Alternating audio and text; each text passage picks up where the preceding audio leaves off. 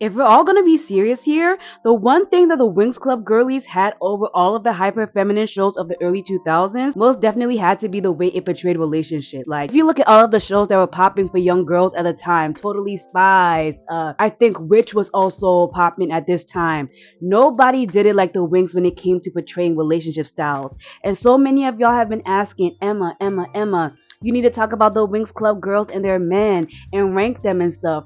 So I'm finally giving y'all what y'all want in this video. And for today's video, we're going to be talking about the Winx Club girls and their men. So if you're interested in that, keep on watching. Hi guys, welcome back to Ella Pastoral. If this is your first time ever coming upon this channel right here, I typically make videos relating to all of my favorite pieces of media, as well as talking about fandom culture. And like I said in the intro of this video, today we're going to be talking about the Winx Club girlies, as well as talking about their relationships with their men.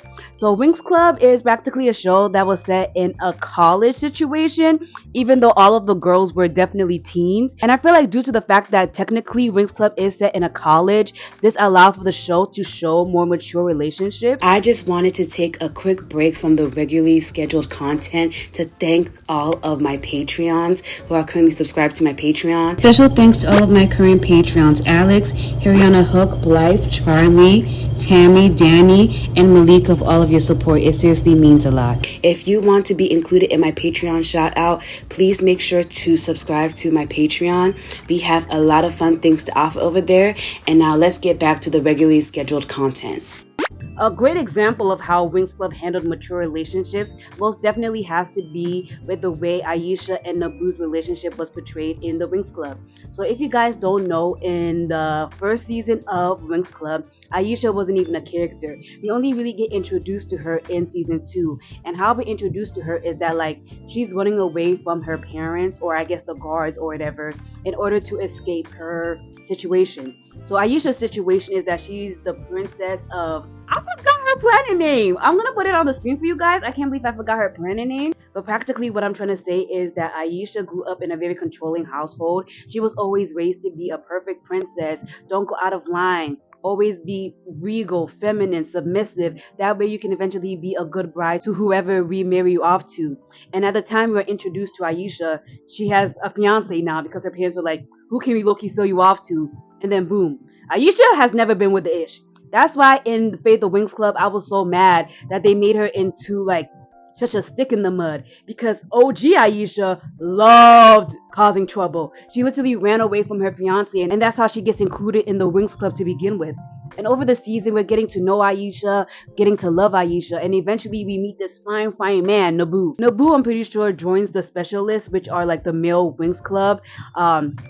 Practically all of the specialists have to be dating the Winx girls. Like, the specialists are there to like help save the day, but mostly just be the boyfriends of the Winx Club girlies. And at the time we are getting to know Nabu and getting to see how he's interacting with the specialists or whatever, nobody really knows that Nabu is secretly Aisha's fiance. Aisha most definitely doesn't know, and she's slowly falling in love with this man. She's getting charmed by him, and she's just like, wow, like, if only I could get married to him instead of whoever my parents have arranged me to, because whatever's going on in this situation right here is ghetto. Like, it's the hood for real. Nabu, he's laying it down thick. Like, he's like, wow, this girl who my parents engaged me to, like, my parents really know how to pick them. They really know how to pick them. And that's why for me, out of all of the relationships we get to see in Winx Club, Aisha and Nabu have to be so high up for me. Because even though there was some deceit on Nabu's part, he had no ill intentions towards Aisha. Like, Aisha ran away from her fiance. He is the fiance, and despite the fact, you know, that whole situationship, they fell in love with each other, and Aisha willingly agrees to be his fiance later in the show. And that's why it was so heartbreaking and so tragic for me when they killed my man in the, I forgot what season it was the believix season. And literally I was on Aisha's side when she decided to go like dark Aisha and wanted her revenge against the Wizards of the Dark Tower. Because if I found me a man like that, respectful, kind, handsome, and he has long hair, like, guys, do I even have to explain? What they did to Nabu, they need to pay for Nabu. Because I still can't get over the fact that Nabu is somewhere fake dead, because he's not dead. His body is literally being like kept in stasis or whatever. he's like in a purgatory type situation, right? They brought back Daphne, and no tea and no shade to Daphne, but I really believe that the plot line where Daphne practically sacrificed herself in order to save Domino, save her cute little sister Bloom, was like top tier writing, and the fact that they just brought her back really like sullied the impact of that for me. Personally, nothing makes me more like disappointed or icked out when there is a really good show and then they start treating death like death doesn't matter, because then every time a character dies it's like, oh, they're dead. That's how I felt about Supernatural. Like every time the main characters would be like in any type of situation, I'm like, they're not dead. Kestiel's gonna magically show up and save the day. And that's why I feel like, damn, in the Winx Club, if y'all gonna just disregard death and losing someone's like physical body like that, then Nabu, who literally still has his body, should at least get a chance at life again. I hope they rectified this issue in season 9 of the Winx Club. I did a video talking about the reboot. I'm gonna link it for you guys to go watch. But if you guys really want fans to tune in and you really want to bring more attention to your Winx Club reboot, bringing back Nabu would be a great way to do it. Even though I said that Nabu and Aisha were like top tier in terms of Winx Club couples, I feel like that fact is solidified by the fact that Nabu is dead. So there wasn't any opportunity for the later seasons to butcher their relationship like how they did for a lot of the Winx Club girlies and their men. Like the next couple I want to talk about is Helia and my girl Flora. They were cute and also just so positive in terms of the communication and love for each other, but most definitely in the later seasons, I don't know if the writers just had beef with romantic situations, but they started to like I don't want to say that they slanderized Helia because I don't think that's what they did. I think it was to the point where they just got tired of writing for relationships in the Winx Club, because there was a scene right in the later seasons where Helia introduces Flora, mind you, his girl, to this random girl with pink hair. I'm gonna see if I can find a picture for y'all or whatever. But he introduces Flora as his friend. If y'all know anything about Winx Club, Helia and Flora were like never giving friends. They were definitely giving me like OTP. So this had everybody in the fandom confused because this ain't the Helia that we grew up with. And I feel like the writers were doing my OTP like wrong. Like out of all of the alive couples on Winx Club, like their mom and dad. And that's why I'm giving Helia and Flora rank 2, because after a while the writers just they wanted to stir the pot. And for them, the pot never needed to be stirred. And I really feel like that was so unnecessary, because out of all of the couples in Winx Club that had the potential for drama, Helia and Flora were never giving that. But you know who was really giving that? The next couple I want to talk about, and that most definitely has to be Stella and Brandon. Stella and Brandon, in my personal opinion, still have an overall positive relationship, but in terms of the beginning of their relationship, that's why I didn't rank them as high as I would have, you know? So practically what I'm trying to say is that when we were introduced to Brandon and Stella, Brandon was lying to Stella. And the reason why Brandon was lying to Stella most definitely has to be because he is I think he is the current bodyguard slash body double to Prince Sky.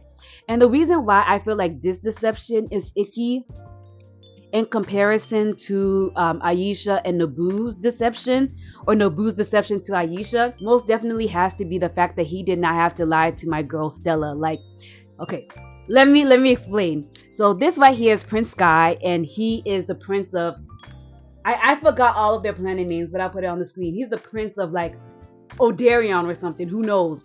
And because of the fact that Sky is the only prince, like the only kid, practically the only royal child of the whole entire kingdom, everybody wants to off my man. Like, he has assassination attempts like every couple of days. Like, it's bad. So in order to protect their son, the king and queen were like, hey, Brandon, be his bodyguard, pretend to be him, so that if you die, it's kind of like we didn't lose anything and we still have our precious son. So that's practically the situation of Brandon and Sky. They're like lying about their identities in order to like make sure that Sky doesn't die. When we get introduced to the Winx Club girlies and the specialists, that's the pretense, right? And Brandon falls in love with Stella and they're actively dating. Right? And he still continues to lie. And I really feel like why I rank them not as high as I would have been is that Stella would have understood She literally is the crown princess of whatever planet that she's the princess of, like Stellar. Who knows? Who physically knows? But due to the fact that she is a crown princess, and eventually in the series, we see that she has an evil stepmother and evil stepsister who are literally trying to kill her. She would have most definitely understood having to practically hide your identity in order to like not to be assassinated and have someone steal your throne, right? So he really did not have to lie to Stella. But I understand why he did that. That's why he's still so high up on this list. Because what is he gonna do? Disobey his royal order? I mean, he could have, but listen, he's practically considered like a peasant. Like, he isn't royalty like Princess Stella or Prince Sky. Like, he literally is a peasant. And the fact that like he doesn't have the social standing to be with a princess is probably why he hid the fact that he wasn't a prince for so long. But still, I feel like they could have had a really like a deep heart to heart, you know? And even though I feel like that whole situation was a mess, I really feel like Brandon made it up in later episodes. There was an episode where Stella had to sacrifice her beauty in order to save like magics, or I forgot what they had to save. You know, the Winx girls, they were saving everything and anyone. But Stella literally had to sacrifice her beauty, and I think she got transformed into an ugly fish ogre type situation. And she was like, I'm gonna do a cute little spell in order to be my hot Stella self, you know? That way Brandon doesn't know that I'm an ugly fish. And literally the whole time she's like thinking that she still looks like her, and she's just sad that because Stella in the original seasons were like, I'm saying original seasons like there weren't a bunch of seasons, the good seasons like seasons 1 through 4, Stella was characterized as a very vain person, so this really hurt her. And during the whole mission, because everybody had to sacrifice something that they really cared about, Brandon is still treating her with all of the love and respect, holding her, consoling her. And Stella in her mind is like, he wouldn't even love me if I wasn't my fine self. I have to make sure that this spell like continues to work, or else my man won't want me. And at the end of the episode, he was like, girl, I've been you were like an ogre fish. What are you talking about? And she said, oh my gosh, like the spell didn't work. And he was like, you put a spell on yourself? And she was like, yeah, I was afraid you wouldn't love me if I looked like an ogre. Who would love an ogre? And he was like, I don't care what you look like. I like you for you. And that is one of the moments of TV that really sticks by me, because I mean, to go from Stella to looking like the ogre, that's like a really wild change. And the fact that Brandon stayed true to his love for Stella was just so romantic to me. And that's why like I'm ranking him like third out of all of the Winx Club couples. And so for the next couple I want to talk about, I feel like nobody talks about them, and this most definitely has to be Tekna and Timmy. Tekna and Timmy were very boring to me as a kid. I'm not going to lie to me. Like, out of all of the Winx Club girls, no shade, no tea, but Tekna was always down there for me. I just found her very boring. And I hate to say that because she's out here representing for us women in STEM. But growing up, I did not care about Tekna, like at all. I was like, damn, they're wasting pink on her. And I feel so bad for saying that, but like, Tekna and Timmy were just so boring. Like, that's why they're pretty up there. Like, I'm ranking them 4 out of all of the ships that I'm talking about in today's video, because there's nothing. Like, Tekna and Timmy, they were very boring, and I really feel so bad for saying that. They gave nothing. I don't remember any big like love actions with them, but they're representing for all of like, I feel like my people who aren't really like over affectionate, who haven't really been in like romantic relationships, but they still care for each other. They're not problematic. Like, they're the aunts that you only see like every couple of years, like the aunt and uncle you see every couple of years. And I would prefer a relationship like theirs over the next couple that we're going to talk about. The next couple I want to talk about most definitely has to be Bloom and Sky. If you guys had watched my last video talking about the Winx, you already know how I feel about Bloom. Bloom was she's our main character, so we wouldn't have a Winx Club show without Bloom. So let's start there. But the relationship between Bloom and Sky is toxic. I don't know how younger me did not pick up on this and looked at them as couple goals, but Bloom and Sky are toxic. So you know how I talked about all of that lying that happened, right?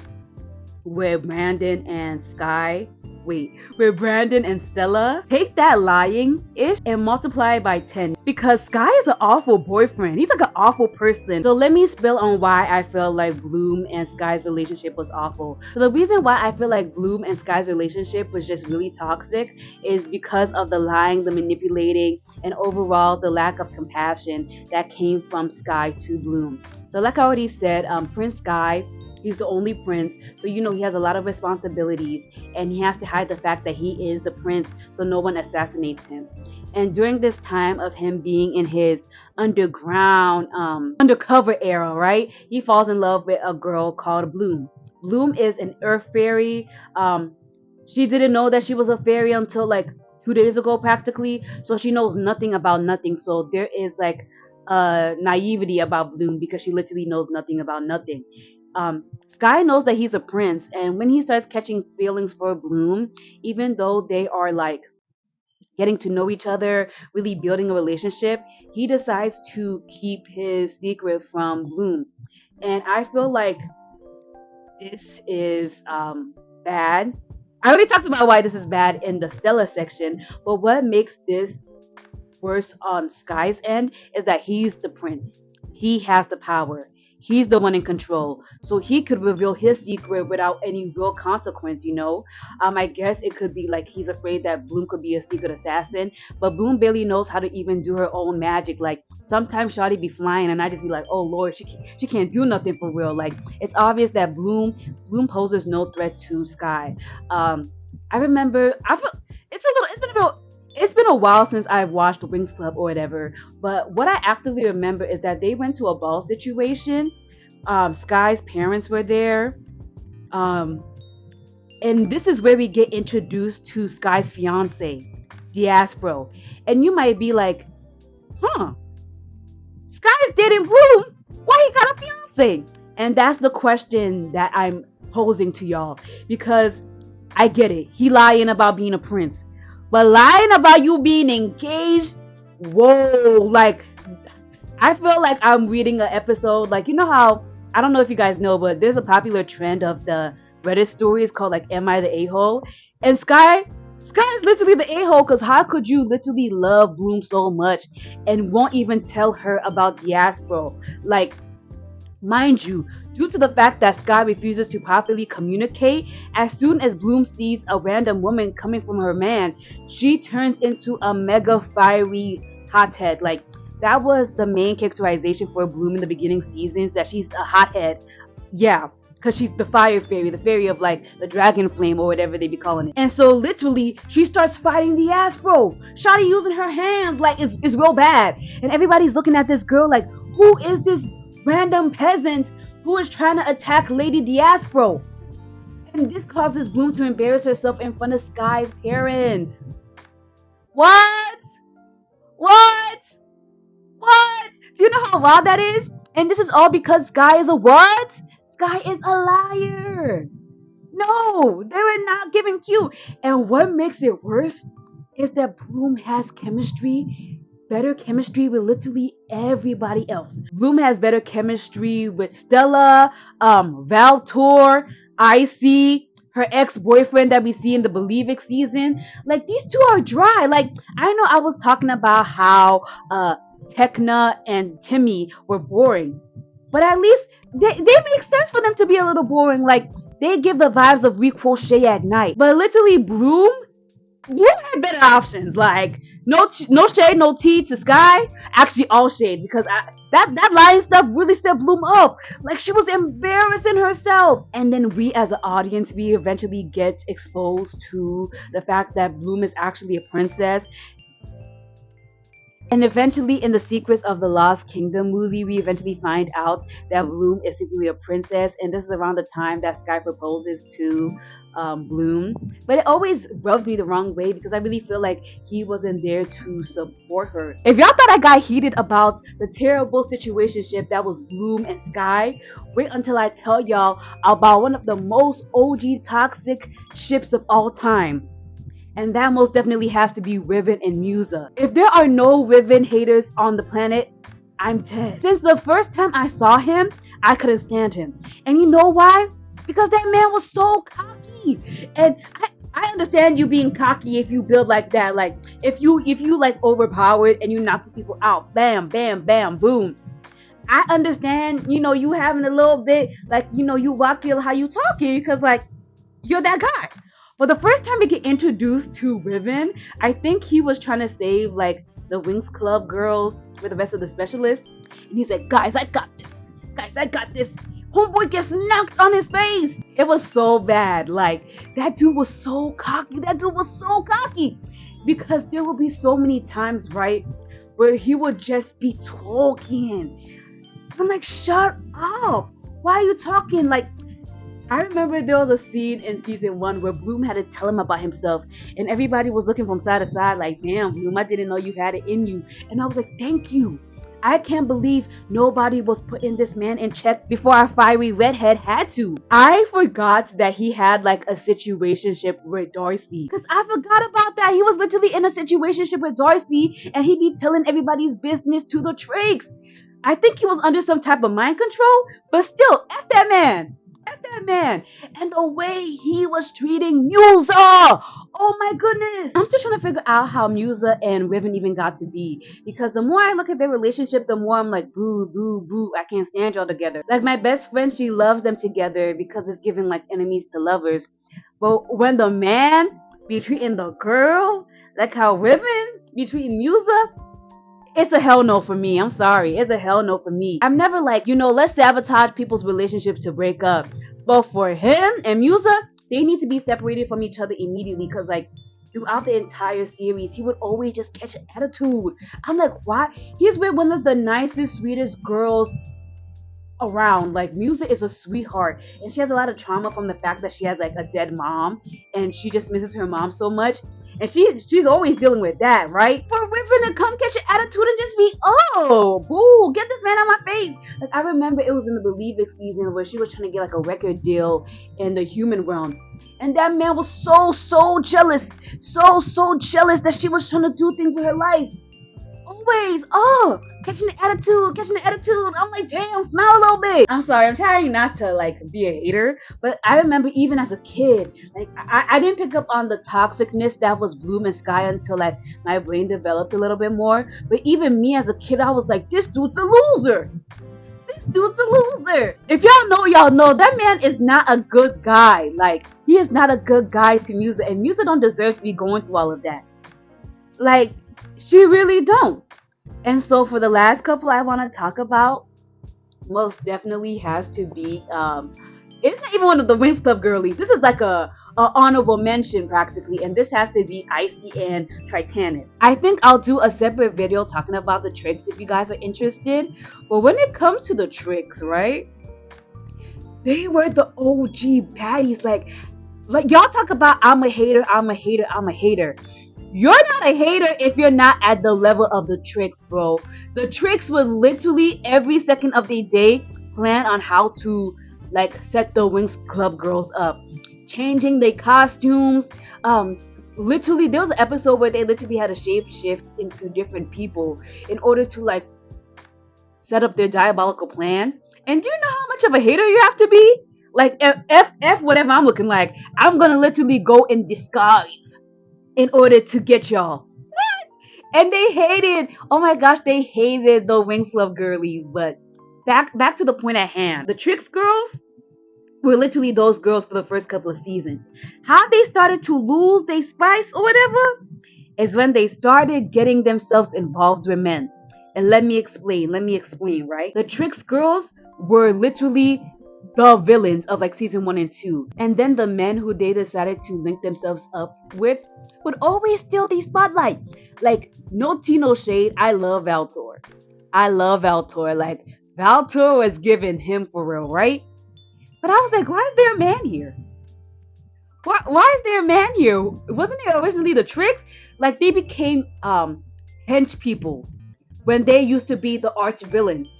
And I feel like this issue was exasperated in season 5, the Sirenix season, because literally, Icy has a relationship with the main bad of season 5.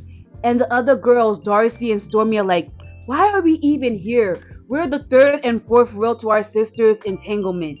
And And I was watching this ish like, how did we get here? And I can tell that the writers really, really love Icy. Icy is that girl for them because in the later seasons where they made the art style hideous and they started whitewashing everybody like it was a Fair and Lovely ad, Icy got a backstory where we find out she isn't even an actual sister to Darcy and Stormy, but she's a secret ice princess. Y'all, let's be serious. Let's be serious. And the reason why I even ranked Icy so low, Icy and Tritanus so low, is that you know those couples that we had in high school where y'all would be trying to go to class and they'd be trying to have a makeout session in the hallway and you'd be trying to move left to right in order to like literally do your like get to class. That's how Tritanus and Icy was. Like Stormy and Darcy were sick. We're sick. And I couldn't even be mad at them because it's like imagine you're trying to go and I don't know do some world domination and your sister and her man are just tonguing each other's faces right in front of you. It has to stop. It has to stop, guys. It physically has to stop. And yeah, that is all of my thoughts that I had on the Winx Club girlies and their men. Like this was actually such a fun video to make. I forgot how impassioned I was about Winx Club. So whoever requested this topic, thank you for requesting it. I'm having a lot of fun. If you guys like this video, make sure that you give this video a big thumbs up. Let me know in the comments what was your favorite couple or what was your least favorite couple for me. You already know which one was my least favorite couple if we're being serious. But overall, I want to see what you guys have to say. So if you guys want to see more content from me, make sure they subscribe and hit the bell notification button. And I'll see you guys in the next one. Bye.